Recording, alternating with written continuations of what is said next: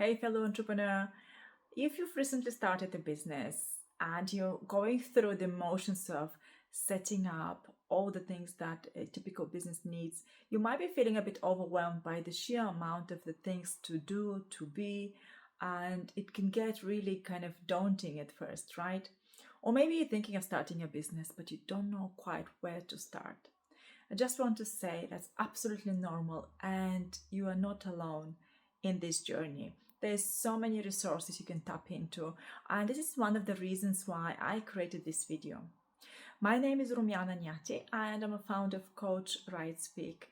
This is a business and coaching company for training and supporting entrepreneurs in the healthcare, health and well-being business, anyone in the health and well-being service, because you have already so much passion and so much meaning to your work, changing other people's lives. But when it comes to build a business, often that particular type of entrepreneurs who are in health and well-being, we often, and I say we because I'm a nurse turned entrepreneur, we often put other people's needs first. We always have this giving attitude in our business, and we are experts at what we do.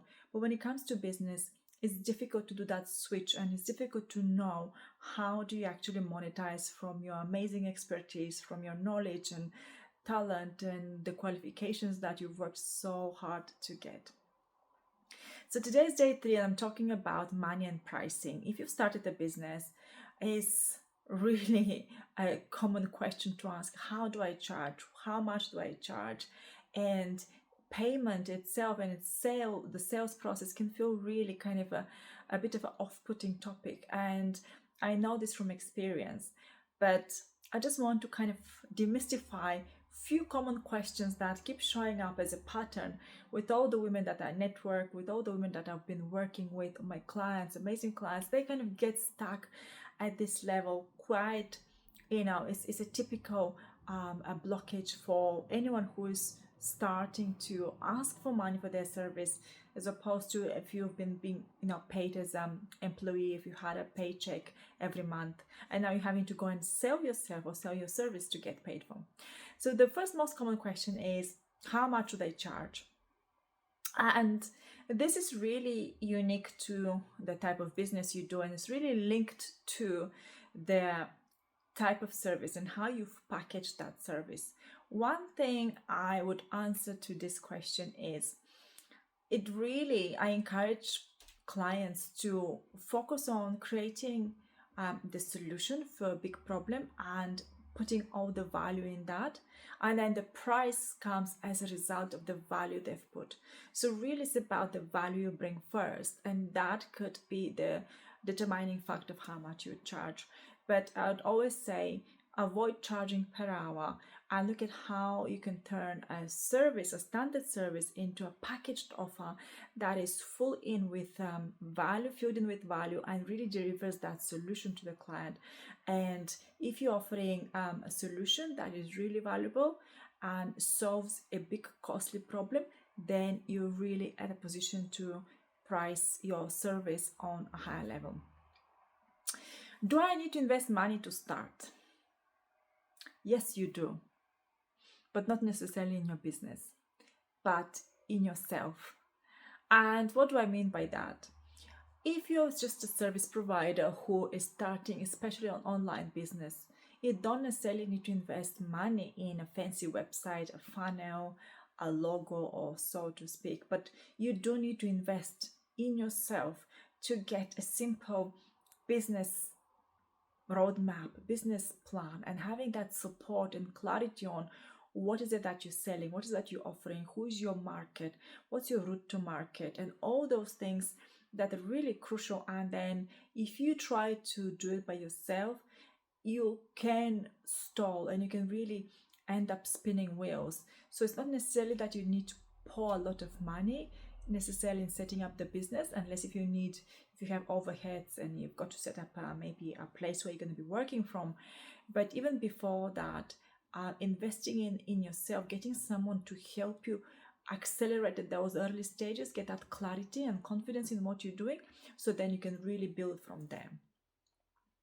How long before I start making money? Again, this is a question that it can have so many answers. And usually they say in a business, the first year is really investing in building the business, and you don't tend to get return on investment in the first year. But again, all depends on industries, all depends on how much you are really investing in and what you're really investing in, or if it's maybe a digital product or service you're selling. So the answer again can vary and depends on what business you do.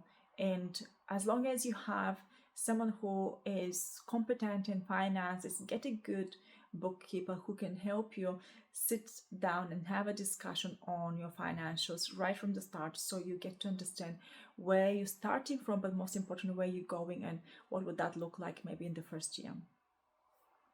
How do I stop undercharging? That is a common pain point for anyone in health and well-being. Like I say, anyone who is a professional in the field, who is always used to overgiving and caring for others, it's difficult to stop yourself over delivering and undercharging. But again, with time, you would understand that if you want to do a good service, you've got to have some healthy boundaries, and you've got to focus on the value, not on the volume. So you've got to be thinking, so for me to continue to provide this high standard and quality, how much do I need to then charge so that I could continue to provide that at this level and I don't compromise that? And if you undercharge, you won't be able to get the best maybe of supplies. You won't be able to continue invest in yourself or in your business. So undercharging is not doing you a favor. It's not doing your clients a favor either. And my favorite question, so when it comes to pricing and money, is, what if I hate selling? Well, guess what? I used to be one of those people that I hated selling, really, really hated it.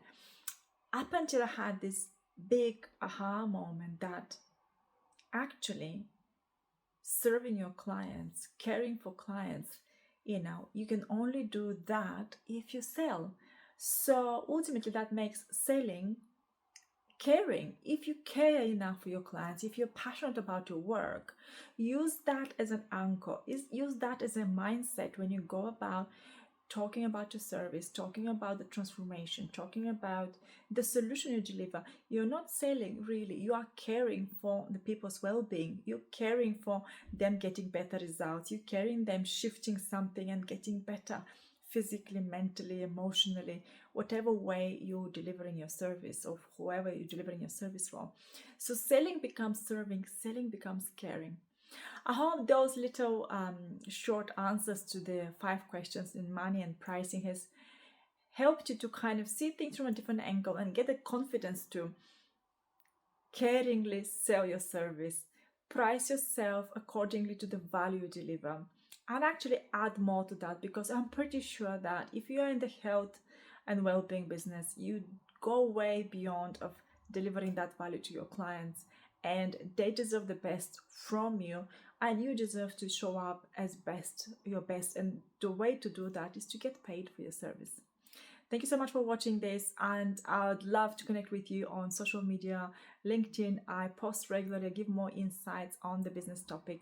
And if you ever wanted to get that help for your next right step in business, I offer free consultations, free first consultations, and I'll be happy to connect with you.